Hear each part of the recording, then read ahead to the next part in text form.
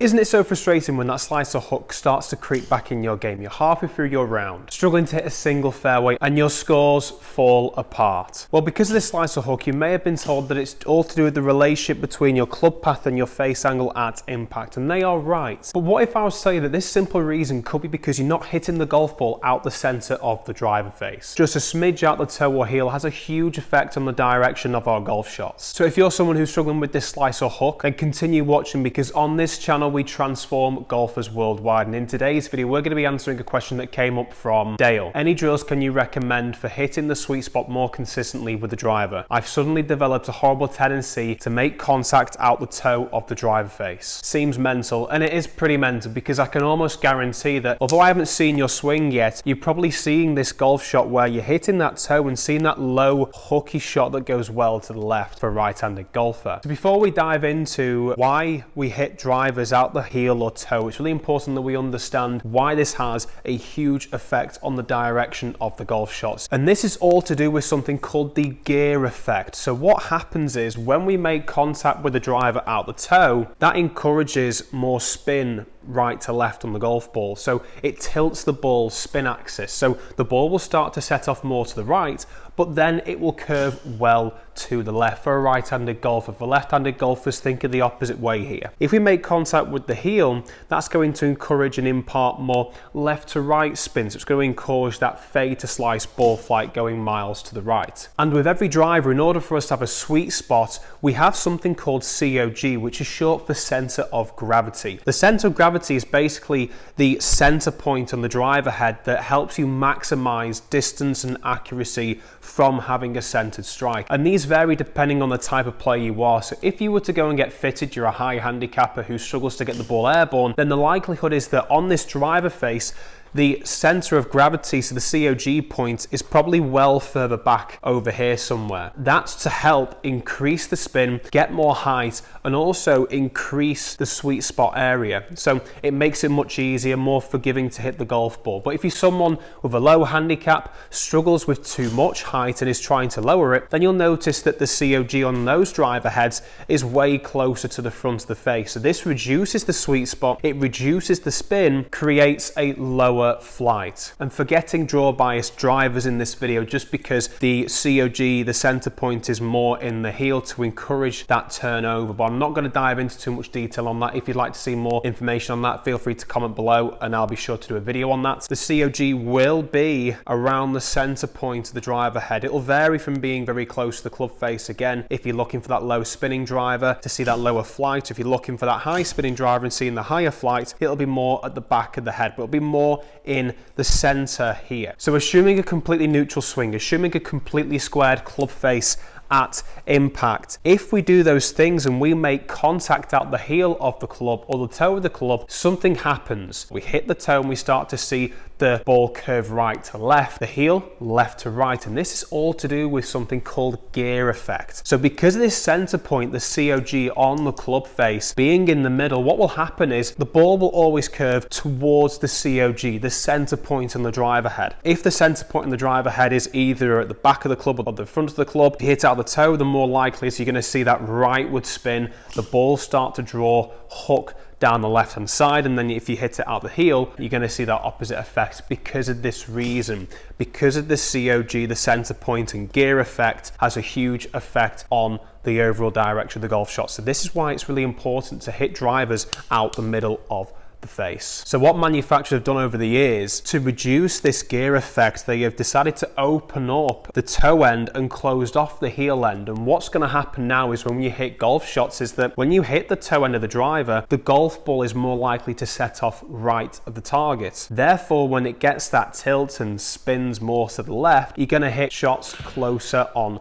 the target, vice versa for the heel. And manufacturers have been doing this for a very long time, but a really good example to help you understand this is the twist face technology that TaylorMade brought out with the M3 and M4 drivers. They exaggerated this effect to make things so much easier for people if they were getting that toe and heel strikes. But rather than looking for an anti-slice or anti-hook driver that the pros are never going to be using, and that's probably going to be illegal to bring out anyway in the golfing world, let's have a look now and see how we can bring those heel strikes to the center and also those toe strikes to the center as well. So for heel strikers, you must be doing one of these three common tendencies. And the first one being the weight shifting onto your toes as you come to make contact with the golf ball. And when the weight shifts onto the toes, it encourages the arms and hands to go closer to the golf ball like this here, encouraging that heel strike. The second one is when the arms work more outward and away from the body in an attempt to create more power and get more distance on the driver shot. But if we bring the arms too far away from us, get a little bit disconnected, again, it encourages the arms to go further away. Therefore, when we come to making contact, we get that heel strike. The other tendency involves a quick and early shift of the lower body. If we get this quick and early shift of the lower body, not rotational, but more lateral shift going forward this way, what's going to happen is the club's going to get stuck in this position here, dragged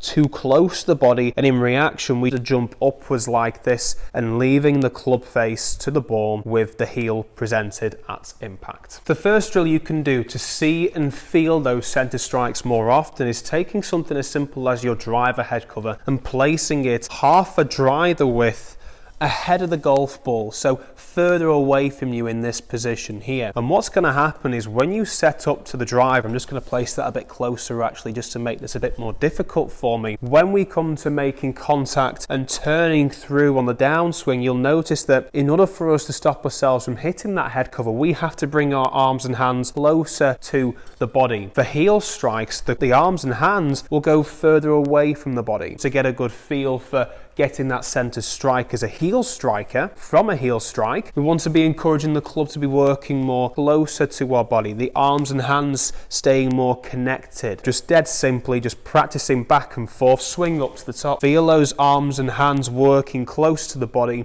and that's going to help you get that center strike more often. But I also want you to try something else. So let's set up here, I've got the club face nice and neutral, right at the center point at address, and when I lift this driver head up like so, it's going to encourage and promote the heel strike to take place. You could try and start the golf swing by hovering the club and taking the club head back. This does encourage a smoother takeaway, but I'm not the biggest fan of this. So what I prefer, and this is something that I tried a couple of weeks ago because I was really suffering with that heel strike, setting up with a driver head slightly more out the toe.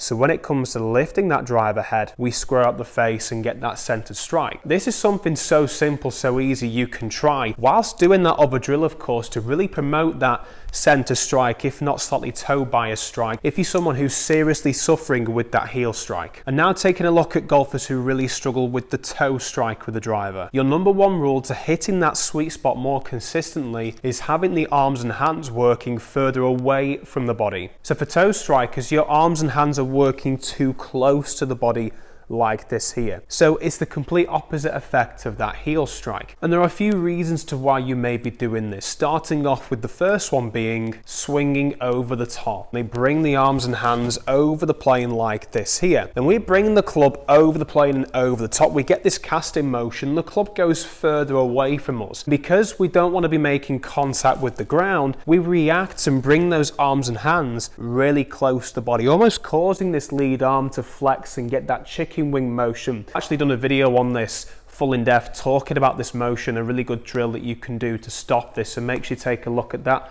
The video is in the description below. The second one is when the arms get trapped in this position here. The lower body completely outraces like this here, and it continues. Rather than reacting and pushing the arms and hands out, you drag the hands even closer to try and get that club face square. But again, the arms and hands are working away from the golf ball, and that's going to encourage that toe strike again. With the other one being the early extension. So when we get early extension, what happens is our spine angle tilts upwards like so. And when we get this, and if we just start from the top here and I just do nothing else in my swing apart from tilting my spine angle going more vertical to the ground, what's going to happen is it's going to cause those arms and hands to fall steeper.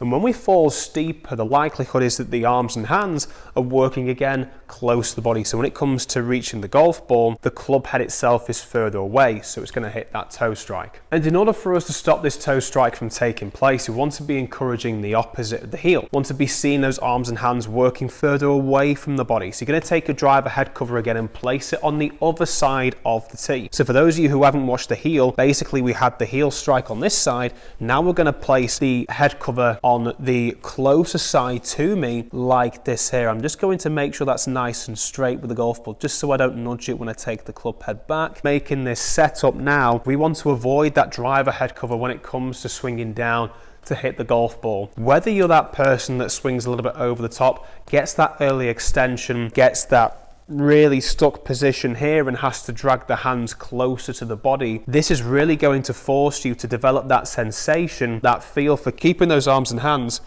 further away from the body. There's also something else you can do to stop that toe strike from taking place. And this drill is specifically designed to stop one of the tendencies that I mentioned before, and this is the early extension. So here's the 3 simple steps to transform your downswing. Take a look at this simple 3-step drill that you can do anywhere to help you stop this extension taking place in your game and start to see that club face returning more square at impact. Don't forget to drop your comments below with the tips and drills video you would like to see next. Thanks for watching. Stay tuned. Lots more to come. We'll see you next time.